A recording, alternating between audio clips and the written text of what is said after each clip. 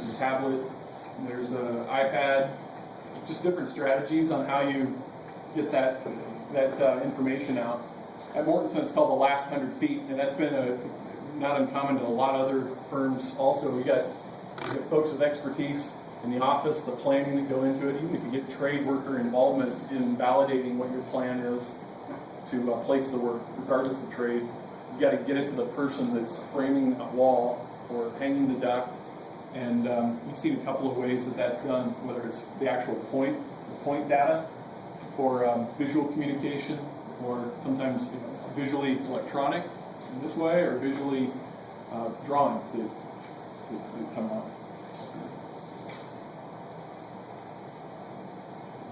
Really, though, the process begins with planning. Planning begins with the end in mind.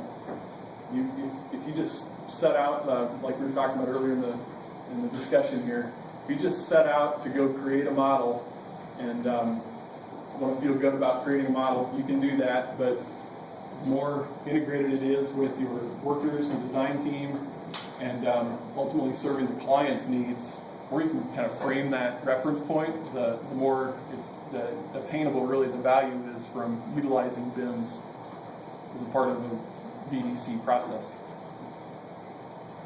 That's what I've got. Any other questions or comments? Miss? Are you seeing punch lists and along the design process streamlined, easier, especially for being smaller, more streamlined because of BIM? Yeah, definitely. So our first objective is when you put the work in place, first quality ought to go into it. That's the main objective, because if you're having to undo something to redo it, you're taking the time, the expense to do it. Something else needs to be happening likely. So our logic there is, if we're at punch list phase and we found a better way to manage the punch list at the end of the day, that's okay, but that's too late. We should have been intervening way up front. So some of the steps you're seeing here are to try to get to that point where we're being proactive about it. And the way you can validate, try and eliminate those punch list items is by the communication that you can get to the field. So before we say, finish that wall, let's make sure everything is trimmed out where it was supposed to be, or before you even hang the drywall, is everything roughed in correctly? Is it even time to go yet? So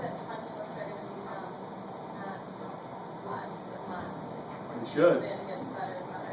Yeah, that's what we're seeing too. I mean, the example like with the embeds, you place the work correctly the first time as you planned and in compliance with the design and so forth, then all you're really doing is checking to make sure it happened, and you just validated it.